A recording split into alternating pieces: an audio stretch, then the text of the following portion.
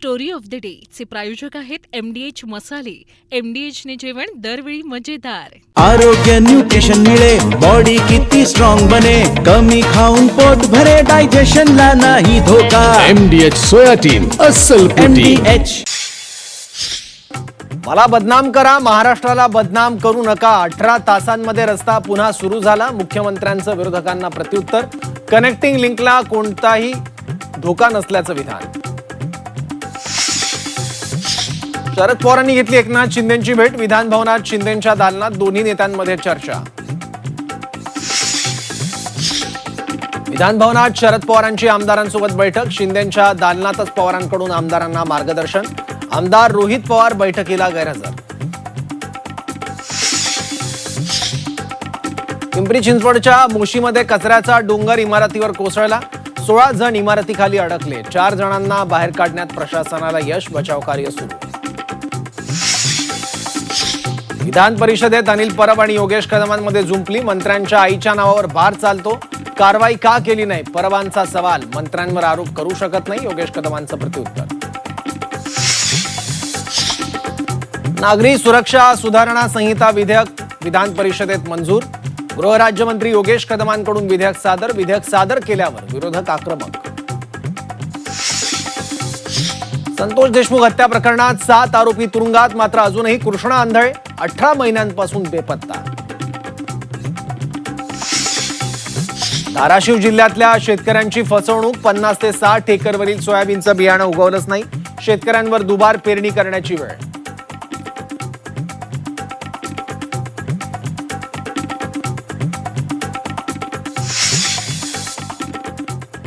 नमस्कार, मी Saurabh Koratkar. Story of the day या आमच्या खास कार्यक्रमात आपलं स्वागत. दिवसभरात आज बऱ्याच महत्त्वाच्या घडामोडी घडलेल्या आहेत. विधिमंडळाचं अधिवेशन सध्या सुरू आहे, त्यामुळे राजकीय घडामोडी, आरोप प्रत्यारोप सुद्धा बघायला मिळाल्यात. या सर्व घडामोडींचा सविस्तर आढावा आता आपल्याला घ्यायचा आहे. पण बुलेटिनच्या सुरुवातीला बातमी कनेक्टिंग लिंक संदर्भातली आणि त्यावरून सुरू असलेल्या राजकारणाची. मुंबई पुणे मिसिंग कनेक्टिंग लिंकवर दरड कोसळली आणि त्यानंतर सुरू झाली राजकीय टीका टिप्पणीची नवी लढाई. विरोधकांच्या आरोपांना मुख्यमंत्री देवेंद्र फडणवीस यांनी विधानसभेतून जोरदार प्रत्युत्तर दिलं. महाराष्ट्राला बदनाम करू नका असा इशारा देतानाच त्यांनी 18 तासात वाहतूक पूर्ववत केल्याचा दावा केलाय. नेमकं काय म्हणाले मुख्यमंत्री, कोणाला उद्देशून बोलले आणि काय इशारा दिला, पाहूयात. मुंबई पुणे प्रवास आणखी वेगवान करणारा प्रकल्प म्हणजेच मुंबई पुणे कनेक्टिंग लिंक. मात्र दरड कोसळण्याच्या घटनेनंतर याच प्रकल्पावरून राजकीय वाद पेटला. नुकतीच कनेक्टिंग लिंकवर दरड कोसळली आणि वाहतूक काही काळासाठी ठप्प झाली. यानंतर सरकारच्या कामावर विरोधकांकडून प्रश्न उपस्थित करण्यात आले. मात्र मुख्यमंत्री देवेंद्र फडणवीस यांनी विधानसभेत या टीकेला उत्तर दिलं. मिसिंग लिंकवरून विरोधकांनी केलेल्या टीकेवर मुख्यमंत्री चांगलेच आक्रमक झाले. दरड कोसळल्यानंतर सरकारने अवघ्या 18 तासात वाहतूक पूर्ववत केली. महाराष्ट्राचा अपमान सहन करणार नाही असा इशारा त्यांनी दिला. सोशल मीडियावर टीका करणाऱ्यांवरही त्यांनी निशाणा साधलाय. मात्र प्रकल्पांवर टीका करण्याऐवजी महाराष्ट्राच्या प्रगतीकडे पाहण्याचं आवाहन मुख्यमंत्र्यांनी केलं.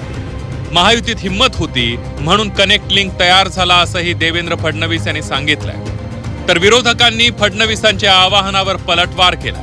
ठाकरेंच्या शिवसेनेचे आमदार भास्कर जाधव यांनी या प्रकल्पात घोटाळा झाल्याचा आरोप केला. आणि सवाल हा नाही आहे, अरे देवेंद्र फडणवीसला शिव्या द्या, त्याला सवय आहे, शिव्या प्रूफ आहे मी. कारण जीवनात एकच गोष्ट शिकलो, आजपासून 10 वर्षांनी हे शिव्या देणारे दिसणार नाही, पण ती कनेक्टिंग लिंक असेल आणि देवेंद्र फडणवीसचं आणि एकनाथ शिंदेचं नाव असेल. पण माझा आक्षेप या गोष्टीला आहे, मला बदनाम करा पण महाराष्ट्राला बदनाम करू नका. हेच मुख्यमंत्री विरोधी पक्षाचे नेते होते, विरोधी पक्षात होते त्यावेळेला सकाळ संध्याकाळ ज्या सरकारवर आरोप करत होते तेव्हा महाराष्ट्राचा अपमान होत होता की सन्मान होत होता? हे असंच आहे. आपण मात्र स्वतः सत्तेमध्ये असल्यानंतर काहीही चुका केल्या तर मला बोललं, तर महाराष्ट्राला बोललं, मला बोललं, हिंदू धर्माला बोललं, आमच्या धोरणाच्या विरोधात बोललं, हिंदुत्वाच्या विरोधात बोललं. अरे असे कुठल्या तरी मुद्द्याच्या आडून कशाला वार करता, कशाला वार करता? खुलेआमपणे सांगा ना, त्या मिसिंग लिंकच्या कामामध्ये करोड रुपयाचा भ्रष्टाचार झालाय म्हणून. काही लोक तर असे आहेत की एखाद कोटी खोटारडे लोक मेल्यानंतर ते पैदा झाले असतील. आणि लाजही वाटत नाही हो खोटं बोलायला. कनेक्टिंग लिंक सुरू झाल्यानंतरही दुसऱ्या दिवशी टीव्हीवर येऊन खोटं बोलतात. एखाद कोटी, जयंतराव तुम्ही हसू नका, मी तुम्हाला नक्की सांगतो, आपल्याकडे काही हे नाही आहे, पण 1 कोटी खोटारडे मेल्याशिवाय पैदाच नाही होऊ शकत. पण मी तुम्हाला सांगतो, एक लक्षात ठेवा, खरं म्हणजे कनेक्टिंग लिंकचं काय झालंय तर आपण सगळ्यांनी बघितलं, खोटारडेपणा सगळा बाहेर आला.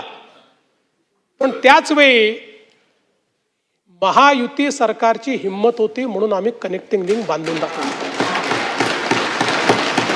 त्या ठिकाणी दरड वरून कोसळली, आणि वरून कोसळून जो पाण्याची कमान आहे त्या कमानीवर पडली, ती कमानीचा भाग तुटला आणि दरड खाली पडली. ती त्या ठिकाणी मलबा त्याचा तयार झाला. कुठेही केबल स्टेड ब्रिजला क्रॅक नाही, कुठल्याही बोगद्याला अडचण नाही. उलट लोकांनी तर सांगितलं की बोगद्यामध्ये इमर्जन्सीची बटन दाबल्याबरोबर 3 मिनिटांमध्ये क्रेन आमच्याकडे आली.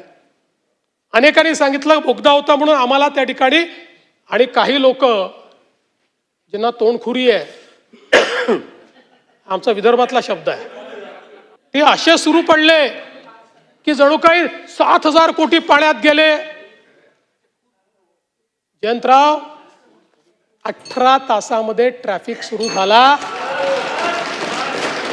यांच्या थोबाडावर टिचून. कनेक्टिंग लिंक सारखा प्रकल्प हा महाराष्ट्राच्या विकासाचा टप्पा असल्याचं मुख्यमंत्र्यांनी सांगितलं. दरड कोसळण्याच्या घटनेतून काही धडे मिळाल्याचंही मुख्यमंत्र्यांनी सांगितलं. पाण्याचा प्रवाह आणि दरडींचा धोका याचा अभ्यास करून पुढील उपाययोजना करण्यात येतील. यासाठी IIT मधील तज्ज्ञांचा सल्ला घेतला जाणार आहे, असंही त्यांनी स्पष्ट केलंय. कनेक्टिंग लिंकचा प्रवास सोपा नव्हता असं सांगताना मुख्यमंत्र्यांनी कोकण रेल्वेचाही दाखला दिला. मोठे प्रकल्प उभारताना अडचणी येतात, पण हिम्मत आणि नियोजनातून त्या दूर करता येतात असंही त्यांनी म्हटलंय.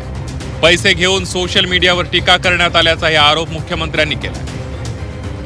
आजमी साहब, हमारे जयंतराव जी ने सही बात कही. जिनको कुत्ता नहीं पहुंचता वो आजकल सोशल मीडिया पर आकर सबको गाली देते हैं, मुख्यमंत्री को भी गाली देते हैं. ऐसे कुछ भाड़े के टट्टे इस मिसिंग लिंक के बारे में भी पैसा ले लेकर सोशल मीडिया पर लिख रहे थे. उनको भी कह देना चाहता हूं, अगर महाराष्ट्र का अपमान करोगे छोड़ूंगा नहीं. महाराष्ट्रातील धोरणं जी असतात, महाराष्ट्रातील काम करत असताना सरकार जे काही काम करतं त्यामध्ये लोकांची मतं जी ती आम्ही विरोधक म्हणून मांडत असतो, आणि त्याला वेगळा मुलायमा देण्याची गरज मला वाटत नाही. मुख्यमंत्र्यांनी तसं समजण्याची सुद्धा गरज नाही. जे आज हाऊसमध्ये ते बोललेत ते मला वाटतं त्यांच्याशी कुठलंही लोकशाहीवर विश्वास ठेवणारा व्यक्ती, लोकशाही मार्गाने जाणारा व्यक्ती अशा पद्धतीच्या वक्तव्याला मान्य करणार नाही असं मला वाटतं. कनेक्टिंग लिंक म्हणजे एक फक्त रस्ता नाही तर अभियांत्रिकीचा उत्कृष्ट नमुना आहे. भारतातील सर्वात उंच केबल स्टेड ब्रिज आहे आणि जगातील सर्वात रुंद बोगद्यांपैकी एक या प्रकल्पाचा भाग आहे. घाटातील वाहतूक कोंडी कमी करण्यासाठी हा प्रकल्प महत्त्वाचा ठरणार असल्याचं मुख्यमंत्र्यांनी सांगितलं. दरड कोसळल्यानंतर काही व्हिडिओ समोर आले आणि प्रकल्पाबाबत प्रश्न उपस्थित झाले. मात्र बोगद्यातील सुरक्षा व्यवस्था आणि तातडीच्या उपाययोजनांमुळे मोठी दुर्घटना टळल्याचं सरकारकडून सांगण्यात आलं. प्रवाशांनीही बोगद्यामुळे सुरक्षित राहिल्याचं सांगितल्याचा दावा मुख्यमंत्र्यांनी केलाय. डोंगर असो की आव्हानांचा कडा, विकासाचा मार्ग नेहमी संघर्षातून तयार होतो. कनेक्टिंग लिंकवरची दरड फक्त एक घटना होती, पण त्यावरून सुरू झालेला राजकीय वाद आता विधानसभेपर्यंत पोहोचलाय. ब्युरो रिपोर्ट, झी24 तास. नाशिक स्मार्ट सिटीच्या दिशेनं वाटचाल करणारं शहर, पण पहिल्याच पावसात या स्मार्ट कारभाराची पोलखोल झाली आहे. ढगफुटी सदृश्य पावसानं शहर जलमय झालं. गोदावरीला पूर आला, रस्ते तुंबले, घरांमध्ये पाणी शिरलं. मात्र नाशिककरांचा आरोप आहे की हा फक्त पावसाचा कहर नाहीये, तर महापालिकेच्या ढिसाळ नियोजनाचा परिणाम आहे. पाहूयात. पहिला जोरदार पाऊस आणि नाशिकची परीक्षा फक्त निसर्गाचीच नव्हती तर व्यवस्थेचीही होती. मुसळधार पावसानं गोदावरीला हंगामातील पहिला पूर आला. दुतोंड्या मारुतीच्या छातीपर्यंत पाणी पोहोचलं. गोदाकाठ जलमय झाला. पण निसर्गाच्या रौद्र रूपापेक्षा अधिक चर्चा झाली महापालिकेच्या तयारीची. पहिल्याच पावसात पावसाळापूर्व कामांचे दावे वाहून गेले. कुंभमेळा आणि PNGच्या कामांसाठी जागोजागी खोदलेले रस्ते पावसात सापळे ठरले. रामवाडीत रस्ता दिसेनासा झाला आणि स्कूल व्हॅन तसंच महापालिकेची घंटागाडीही खड्ड्यात अडकली. शहरातील अनेक रस्त्यांवर वाहनांच्या रांगा लागल्या. चिखल आणि पाणी यामुळे वाहतूक पूर्णपणे विस्कळीत झाली. महापालिकेच्या मुख्य प्रवेशद्वारासमोरही पाणी साचलं. ड्रेनेजचं झाकण उघडून निचरा करण्याची वेळ कर्मचाऱ्यांवर आली. नाले नदी नाले ओव्हरफ्लो झाले आहेत. आता गोदावरीमध्ये एवढा पाणी आहे, डॅममधून पाणी सोडलं नाही आहे तरी भरपूर पाणी आहे. तर ती एक खूप मोठी अडचण झाली आहे. आणि मला पण सकाळी 4 वाजेपासून फोन येत आहे. नागरिकांचे फोन आम्ही पण उचलतोय, आमचे सगळे अधिकारी उचलत आहे. ऑफकोर्स लोड खूप वाढला आहे, त्यामुळे थोडा इकडे तिकडे होतो उशीर. पण आपला हेच आहे की आपण प्रत्येक प्रभागात जाऊन प्रत्येक वॉर्डमध्ये जाऊन आता ॲक्शन घेतोय. रस्त्यांपुरतंच हे संकट मर्यादित नव्हतं, तर सखल भागांमध्ये पावसाचं पाणी थेट लोकांच्या घरात शिरलं. रामचंद्रनगर, मिलिंदनगर आणि पवारमळा या भागातील 40 ते 50 घरांमध्ये गुडघाभर पाणी साचलं. पहाटेपासून नागरिक घर सोडून रस्त्यावर उभे होते. महापालिकेला वारंवार फोन केले, मात्र कुणीही मदतीला आलं नाही असा आरोप स्थानिकांनी केला. दरम्यान पालकमंत्री गिरीश महाजन यांनी शहरात अतिवृष्टी झाल्याचं मान्य केलंय. कुंभमेळ्याच्या सुरू असलेल्या कामांमुळे अडचणी निर्माण झाल्याचं सांगत त्यांनी नाशिककरांची माफी मागितली. कामं आपण यावर्षी सुरू केलेली आहे. 6 महिन्यामध्ये कुंभमेळा 1.25 वर्ष अजून आहे. कामं होतील ना पूर्ण, कामं होणार नाहीत पूर्ण. पण आता कामं अशी अचानक 2-3 महिन्यात पूर्ण होणार नाहीत. ती हजारो कोटीची कामं आहेत. आपल्याला नाशिक शहर अगदी पूर्ण बदलून टाकायचं आहे. सगळा चेहरामोहरा बदलणार आहे. सगळे रस्ते सिमेंटचे आपण त्या ठिकाणी करतोय, फुटपाथ करतोय, मधल्या याच्यामध्ये झाडं लावतोय, सुशोभीकरण करतोय, आपण सगळंच करतोय. पण त्यासाठी वेळ लागणार आहे. आणि म्हणून मी वारंवार सांगितलं, मी दिलगिरी व्यक्त केली, माफी मागितली नाशिककरांची की बाबा थोडा वेळ आपल्याला सहन करावा लागेल. पण पुढच्या वर्षीपासून तुम्ही बघाल, लोक नाशिक शहर बघायला येतील. मुसळधार पावसाचा फटका शिक्षणालाही बसला. महापालिका हद्दीतील शाळा आणि महाविद्यालयांना अचानक सुट्टी जाहीर करावी लागली. मात्र कोट्यवधी रुपयांचा निधी खर्च करूनही पहिल्याच पावसात शहर तुंबत असेल तर प्रश्न पावसाचा नाही, प्रश्न नियोजनाचा आहे. प्रश्न कामांच्या गुणवत्तेचा आहे आणि प्रश्न जबाबदारीचाही. पाणी तुंबणार नाही असं अनेकदा म्हटलं जातं, पण प्रत्येक वर्षी वाहून जातात आश्वासनं आणि उघडी पडते व्यवस्थेची तयारी. स्मार्ट सिटीची मोठी स्वप्न दाखवणाऱ्या नाशिकमध्ये पहिल्याच पावसानं अनेक प्रश्न पाण्यावर तरंगत ठेवले. आता या प्रश्नांची उत्तरं फक्त कागदावर नाही, तर रस्त्यांवर आणि नागरिकांच्या विश्वासातही दिसणं गरजेचं आहे. योगेश खरे, झी24 तास, नाशिक. नाशिकमध्ये काल मध्यरात्रीपासून मुसळधार पाऊस सुरू आहे. दरम्यान या पावसामुळे शहरात अनेक ठिकाणी पाणी साचलंय. अनेकांच्या घरात पाणी गेल्यानं मोठं नुकसान झालंय. बघूयात. नाशिकमध्ये सुरू असलेल्या पावसामुळे नाशिकच्या नंदिनी नदीला देखील मोठ्या प्रमाणावर पूर आलाय. त्यामुळे नाशिकच्या मिलिंदनगर भागात पावसाचं पाणी या ठिकाणी भरल्याचं चित्र पाहायला मिळत आहे. नंदिनी नदीचा पूर थेट मिलिंदनगर भागातील घरांमध्ये शिरल्यानं नागरिकांना देखील त्या ठिकाणी आपलं घर सोडून बाहेर पडावं लागलंय. नाशिकमधील गोदाघाट परिसरात पाण्याच्या पातळीमध्ये वाढ झाली आहे. मारुतीच्या छातीपर्यंत पाणी आलंय.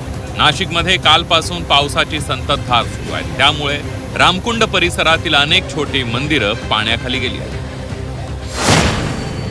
नाशिकच्या रामवाडीमध्ये स्कूल व्हॅन पाण्यात अडकल्याची घटना घडली होती. महापालिकेची घंटागाडी देखील पाण्यात अडकली होती. पाण्यामुळे खड्डा न दिसल्यानं वाहनं पाण्यात अडकली. दरम्यान या दोन्ही वाहनांना बाहेर काढण्यात आलंय. मुसळधार पावसानं बाणगंगा नदीला पूर आलाय. पूर आल्यानंतर नदीकाठच्या गावांना सतर्कतेचा इशारा देण्यात आला. नाशकात सिंहस्थासाठी उभारलेलं ऑफिस वाहून गेल्याची घटना घडली आहे. तपोवन परिसरात तात्पुरत्या स्वरूपात हे ऑफिस उभारण्यात आलं होतं. गोदावरीच्या पुरात हे कार्यालय वाहून गेलंय. नाशिक शहरात झालेल्या मुसळधार पावसामुळे रस्त्यांना तलावाचं स्वरूप आलंय. अनेक ठिकाणी पाण्यात वाहनं अडकल्याचंही दिसतंय. तसंच पावसामुळे रस्ते खचल्याच्याही घटना घडलेल्या आहेत. नागरिकांचेही पावसामुळे मोठे हाल होताना दिसत आहेत. नाशिक शहरात आलेल्या मुसळधार पावसामुळे शहरातील अनेक रस्ते हे पाण्याखाली गेलेले आहेत. शहरातील गंगापूर रोड परिसरात देखील मोठ्या प्रमाणावर पाणी साचलं असून वाहनधारकांना वाहन चालवताना पाण्यातून कसरत करावी लागते. त्र्यंबकेश्वरमध्ये मुसळधार पाऊस झालाय. मुसळधार पावसामुळे शहरातील रस्त्यांना नद्यांचं स्वरूप आल्याचं पाहायला मिळालं होतं. दरम्यान पावसानंतर नाले सफाईची पोलखोल झाली आहे. कायमस्वरूपी उपाययोजना करण्याची नागरिकांनी मागणी केली. नाशिक जिल्ह्यात कोसळणाऱ्या मुसळधार पावसामुळे कळवणमधील चणकापूर धरण भरलंय. या धरणातून गिरणा नदीमध्ये 5,500 क्युसेक पाण्याचा विसर्ग सुरू आहे. त्यामुळे गिरणा नदीला पूर आलाय. या पाण्यामुळे नाशिक जिल्ह्यातील सर्वात मोठं गिरणा धरण भरण्यास मदत होणार आहे. गिरणा धरणातून जळगाव, धुळे आणि मालेगाव या शहरांना पाणी पुरवठा होतो. संतोष देशमुख हत्या प्रकरणात 7 आरोपी तुरुंगात आहेत, पण एक आरोपी अजूनही पोलिसांच्या हाती लागलेला नाही. कृष्णा आंधळेचा शोध घेण्यासाठी तपास यंत्रणेकडून प्रयत्न सुरू आहेत. बक्षीस जाहीर करून सुद्धा आणि अनेक पथकं कामाला लावूनही आंधळे फरारच आहे. आता कृष्णा आंधळे नेमकं कुठं आहे पाहूयात. यंत्रणेला आव्हान देणाऱ्या या फरार आरोपी संदर्भातला खास रिपोर्ट. एक हत्या, एक तपास आणि एका फरार आरोपीचा शोध. 18 महिने उलटले, पण प्रश्न अजूनही कायम आहे. कृष्णा आंधळे कुठे आहे? मस्साजोगचे सरपंच संतोष देशमुख हत्या प्रकरण महाराष्ट्राला हादरवून टाकणारी घटना. या प्रकरणात 8 आरोपींवर कारवाई झाली. 7 आरोपी सध्या तुरुंगात आहेत, पण 8वा आरोपी कृष्णा आंधळे अजूनही फरार आहे. सीआयडीनं आरोपपत्र दाखल केलं. वाल्मिक कराडसह 7 आरोपी गजाआड झाले. मात्र कृष्णा आंधळे पोलिसांना चकवा देतोय. त्याच्यावर 1 लाख रुपयांचं बक्षीस जाहीर करण्यात आलंय. महाराष्ट्रासह शेजारील राज्यांमध्येही शोध सुरू आहे. पोलिसांची अनेक पथकं काम करतायत. मोबाईल तपासले गेले, बँक खात्यांची माहिती घेण्यात आली, नातेवाईकांकडे चौकशी झाली, पण आंधळेचा ठाव ठिकाणा अद्याप लागलेला नाही. मग प्रश्न आहे, कृष्णा आंधळे नेमका गायब कुठे झाला? तो देशाबाहेर गेला आहे का, की कुणाच्या आश्रयाला लपून बसलाय? याचं उत्तर अजूनही गुलदस्त्यात आहे. एका आरोपीचा दीर्घकाळ शोध न लागणं हा तपास यंत्रणेसमोरचा मोठा प्रश्न बनलाय. देशमुख कुटुंबियांनी यावर सवाल उपस्थित केले आहेत. घटनेतील महत्त्वाची माहिती कृष्णा आंधळेकडे असू शकते. त्याचा जबाब आणि साक्ष या खटल्यासाठी महत्त्वाची ठरू शकते. प्रेस घेणं अपेक्षित आहे माझ्यासाठी, आपल्या सगळ्यांसाठी, जेणेकरून याच्यात काय तपास केलेला आहे. आणि सीआयडीने एक वेळेस बक्षीस जाहीर केलेलं आहे, आपल्या बीड पोलिसनी बक्षीस जाहीर केलेलं आहे, परंतु तो आरोपी सापडत नाही. यावर गांभीर्यानं घेऊन याचा पाठपुरावा कुठपर्यंत केला आहे आणि आरोपी कुठपर्यंत म्हणजे कधी शोधल याचं खरं तर सगळ्यासमोर हे बातमी आली पाहिजे. फरार झाल्यावर कृष्णा आंधळे सोशल मीडियावरही सक्रिय नाही. त्याचे फोटो प्रसिद्ध करून सुद्धा माहिती मिळालेली नाही.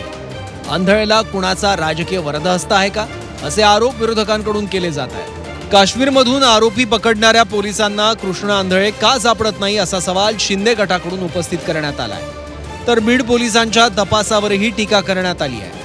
मला असं वाटतं पाकिस्तानला गेला किंवा गाझा पट्टीवर त्याला देऊन सोडला असेल म्हणून ते पोलिसांना सापडत नाहीये. यंत्रणेचा भाग म्हणून काश्मीर मधून जिल्हा पोलिसांनी लोकांना आणलेलं आहे, हैदराबाद मधून आणलेलं आहे, राजस्थान मधून उचलून आणलेले आरोपींना. ते कृष्णा आंधळेंनीच काय मिस्टर इंडियाची घडी घातली काय, कधी गायब होतो कधी सापडत नाही असं वाटत आहे. संतोष देशमुख हत्या प्रकरणात न्यायाच्या प्रवासातला सर्वात मोठा प्रश्न तोच आहे. कृष्णा आंधळे कधी सापडणार? 7 आरोपी तुरुंगात, पण 8वा आरोपी अजूनही मोकाट. न्यायाच्या वाटेवरचं हे अपूर्ण पान कृष्णा आंधळेच्या अटकेनंतरच पूर्ण होणार. आरोपी यंत्रणेला चकवा देतोय की यंत्रणा त्याच्यापर्यंत पोहोचण्यात अपयशी ठरते आहे, या प्रश्नाचं उत्तर आता काळच देईल. महेंद्र कुमार मुधोळकर, झी24 तास, बीड. शरद पवारांचा राष्ट्रवादी काँग्रेस पक्ष एनडीए सोबत जाणार का? दोन्ही राष्ट्रवादींचं विलिनीकरण होणार का? हे 2 प्रश्न राष्ट्रवादीबाबत कायम विचारले जात आहेत. सध्या चर्चा आहे ती जयंत पाटील आणि विनोद तावडेंच्या कथित भेटीची. एनडीएला पाठिंब्याबाबत ही बैठक असल्याच्या चर्चा सुरू झाल्या, पण काल मुख्यमंत्र्यांनी दावे फेटाळले. तर आज शशिकांत शिंदेंनीही या चर्चांना पूर्णविराम लावलाय. तर दुसरीकडे संजय राऊतांनी मात्र पक्षातल्या काही लोकांचा वेगळा विचार असू शकतो असे संकेत दिले आहेत. बघूयात.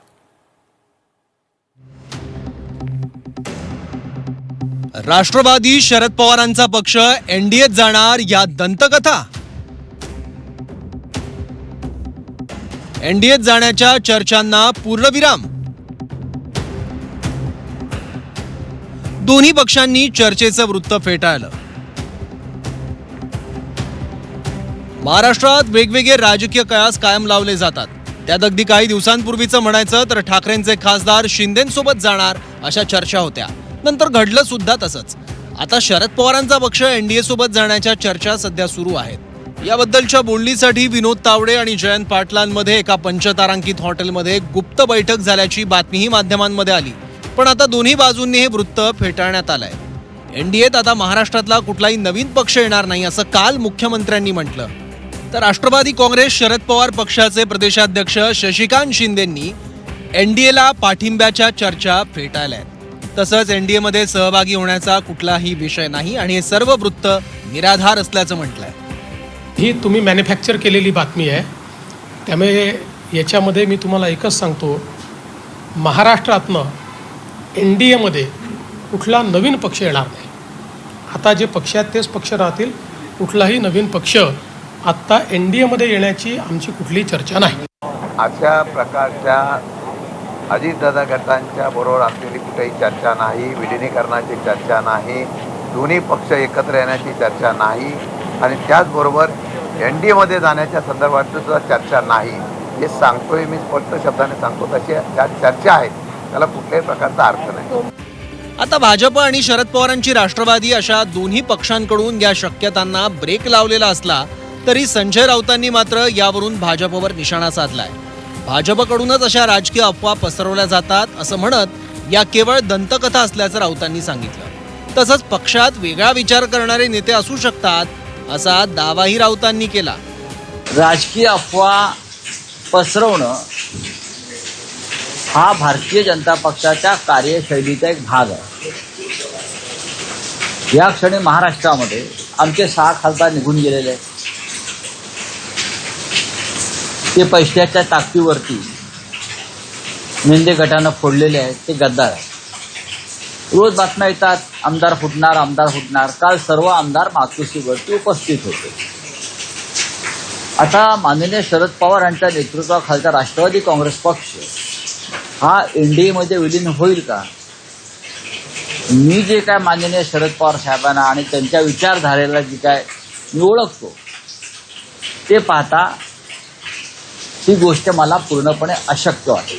आता पक्षांतर्गत काही लोक असे असतात एका वेगळ्या भूमिकेचे असतात, त्यांच्याविषयी मी बोलू शकत नाही.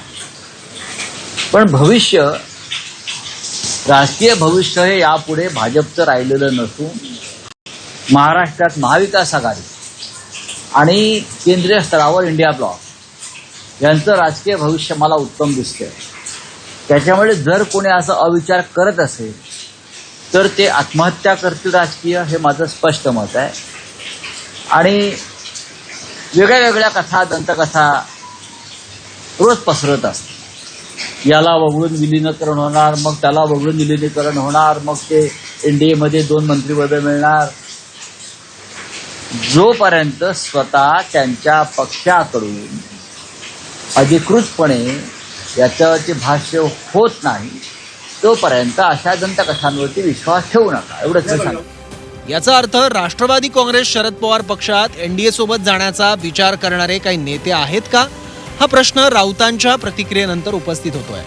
पण राऊत जे बोलतात नेहमी त्याच्या उलटच होतं असं भाजप आमदार जोरगेवारांनी म्हटलंय. तर शरद पवारांची गॅरंटी कोणी घेऊ शकत नाही असं भातखळकरांनी म्हटलंय. आता असं झालं आहे की माननीय संजय राऊत साहेब हे काय बोलतात हे केवळ ते स्वतःच्या समाधानाकरता बोलतात.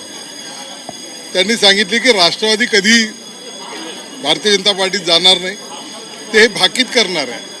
हा त्याच्यात जाणार नाही, तो त्यामध्ये जाणार नाही. मागे त्यांनी सांगितले की 6 खासदार सोडून जाणार नाही. त्यावेळेसही त्यांनी सांगितलं की शिवसेना उद्धवसाहेब बाळासाहेब ठाकरेंची ही सत्तेमध्ये येणार, भाजपा सत्तेमध्ये येणार नाही. ते जे बोलतात त्याच्या उलटं होते असं आपण या ठिकाणी समजलं पाहिजे. आम्हाला गरज पण नाही ना. कालच देवेंद्रजींनी सांगितलेलं आहे की आम्ही कुठलाही पक्ष आता एनडीएमध्ये महाराष्ट्रात घेणार नाही आहोत. हे माननीय देवेंद्रजींनी कालच सांगितलं आहे. त्यामुळे आता गॅरंटी आल्यामुळे संजय राऊत हे बोलतायत, ना तर शरद पवारांची गॅरंटी कोणालाच नाही. आता अशा राजकीय चर्चांची काही पहिली वेळ नाहीये. भाजपला पाठिंबा दिल्यानंतर केंद्रात राष्ट्रवादीच्या कोणाला काय मिळणार इथपासून सगळ्या खुमासदार चर्चा राजकीय विश्वात कायम बघायला मिळतात. आता मुख्यमंत्री आणि शरद पवारांच्या पक्षातील नेत्यांनी या शक्यता फेटाळल्या असल्या तरी माध्यमांनी विचारल्यावर आधी नाही म्हणायचं पण नंतर तेच करायचं अशी महाराष्ट्रातल्या राजकारणात बरीच उदाहरणं ताजी आहेत. काही दिवसाआधीपर्यंत आम्ही ठाकरेंसोबत म्हणणारे खासदार शिंदेंसोबत गेले. त्यामुळे राजकारणी काय म्हणतात यापेक्षा येत्या काही दिवसात काय घडामोडी घडतात हे बघणं जास्त महत्त्वाचं आहे. ब्युरो रिपोर्ट, झी 24 तास, मुंबई. आज राज्य सरकारने विधान परिषदेत एक विधेयक मांडलं ज्यावरून विरोधकांनी अनेक प्रश्न सरकारला केले. विधेयक आहे नागरी सुरक्षा संहिता सुधारणा 2026, ज्यामध्ये जुन्या काही कायद्यांमध्ये आणि पोलिसांच्या अधिकारांमध्ये बदल करण्यात आले आहेत. वरिष्ठ पोलीस अधिकाऱ्यांना असलेले काही अधिकार कनिष्ठ अधिकाऱ्यांना देण्यात आले आहेत. तसंच केवळ संशयाच्या आधारावर आता एखाद्याला महिनाभर सुद्धा पोलीस ताब्यात घेऊ शकतात. त्यामुळे विरोधकांनी यावर आक्षेप घेतलाय. आता हे विधेयक नेमकं काय आणि त्यावरून काय घडलंय बघूयात.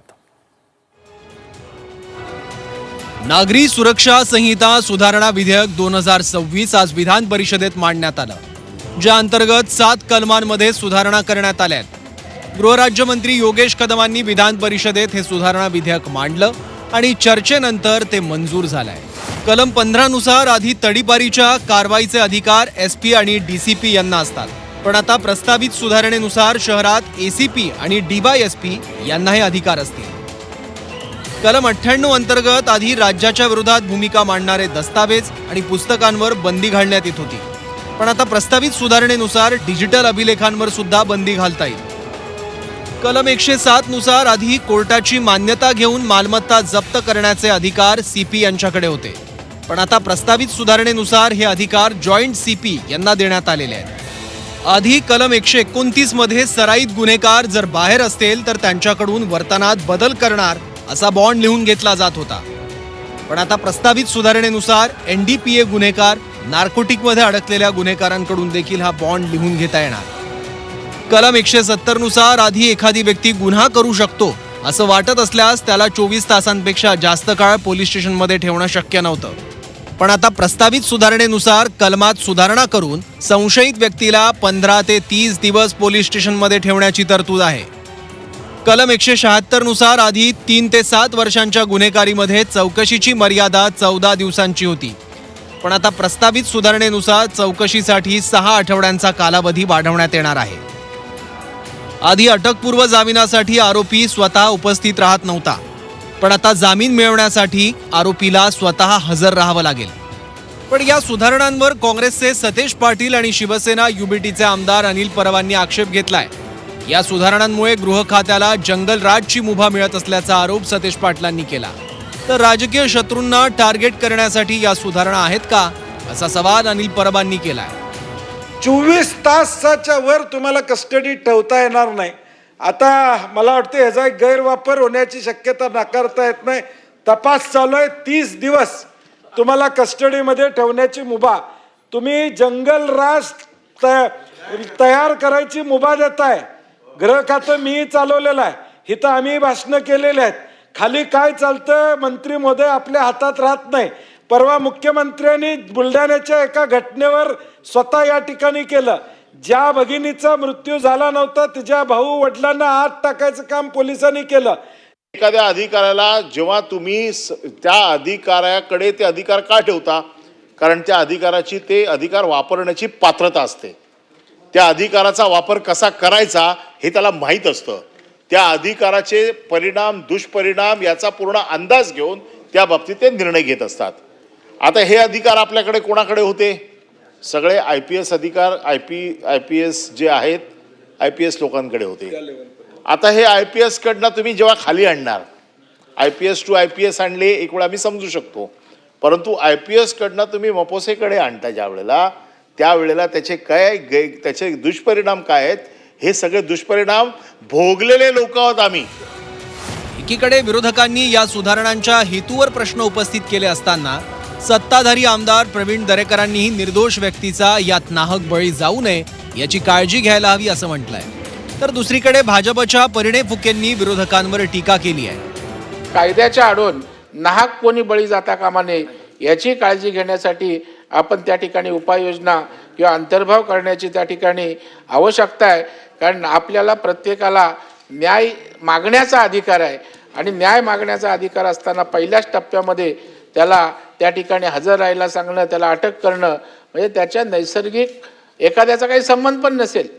आज राजकीय परिस्थितीचा उल्लेख त्यांनी केला, परंतु एखादा निरपराध माणूस असेल त्यात भरडला गेला तर त्याला या ठिकाणी राजकीय फार कमी असतात, परंतु निरपराध माणूस त्या ठिकाणी भरडला जाऊ नये याची काळजी घेणं सुद्धा आपली संविधानिक त्या ठिकाणी सभापती महोदय जबाबदारी आहे.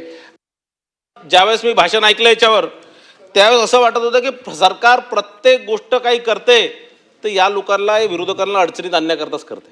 कोणताही कायदा आला, अर्बन नक्षलच्या संदर्भात कायदा आला, त्याहाती या लोकांचं असं बोलणं होतं की जसं अर्बन नक्षल म्हणून याच लोकांना टाकणार.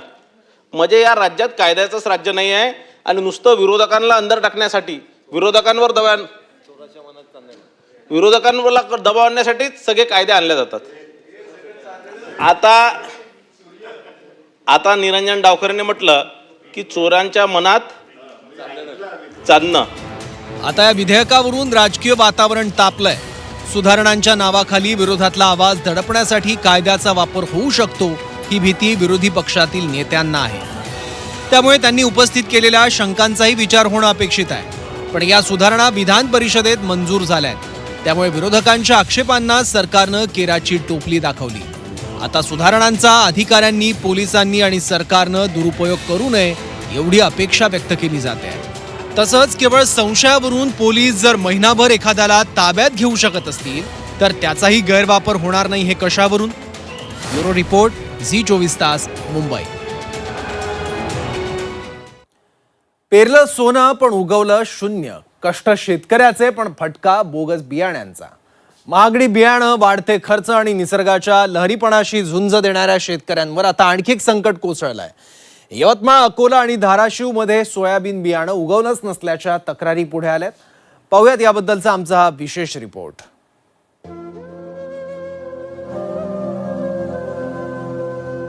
शेतकरी विश्वासानं बियाणं विकत घेतो, आशेचं बी मातीत पेरतो, डोळ्यात हिरव्यागार शिवाराचं स्वप्न असतं. मात्र यंदा अनेकांचं स्वप्न मातीतच गाडलं गेलंय. यवतमाळ, अकोला आणि धाराशिव मध्ये सोयाबीन बियाणं उगवलंच नसल्याचा आरोप शेतकऱ्यांनी केलाय. हजारो रुपयांचा खर्च झाला पण शेतात हिरवळ दिसलीच नाही.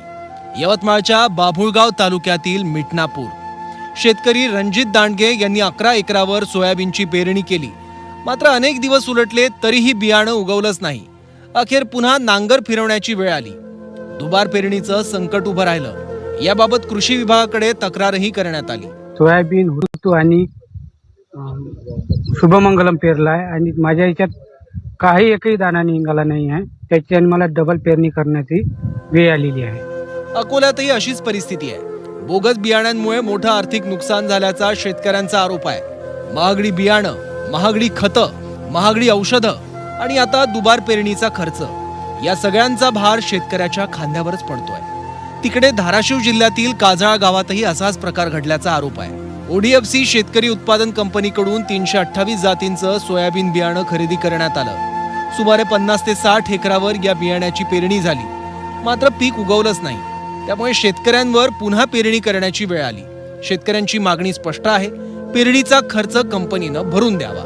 मात्र कंपनीकडून हे बियाणं शासन मान्य असल्याचं सांगत जबाबदारी झटकण्याचा प्रयत्न होत असल्याचा आरोप होतोय. मिळून आम्हाला 6,500 ते 7,500 रुपये खर्च आलेला आहे आणि त्यातलं कुठलंही उगवलेलं नाही. आम्ही कंपनीला 4 दिवसापासून मागणी करतो की आम्हाला बाबा एवढा खर्च द्या आणि आम्हाला डबल पेरू द्या.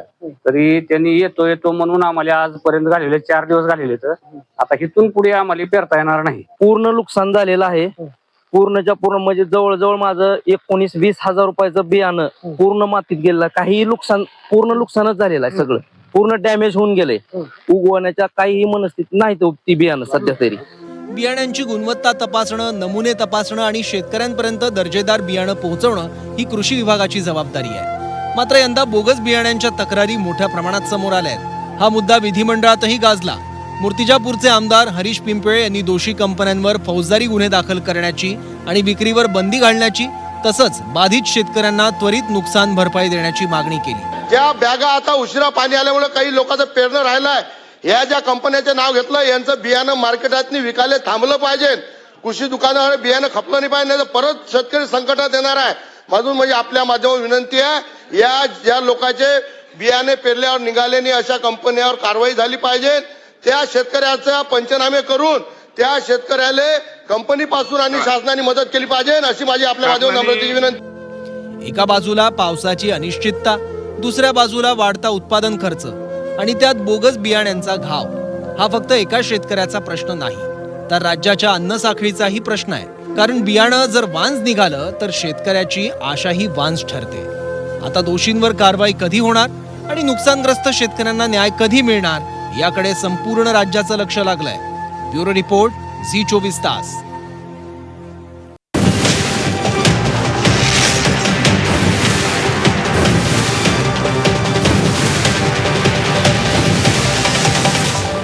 स्टोरी ऑफ द डे चे प्रायोजक आहेत MDH मसाले.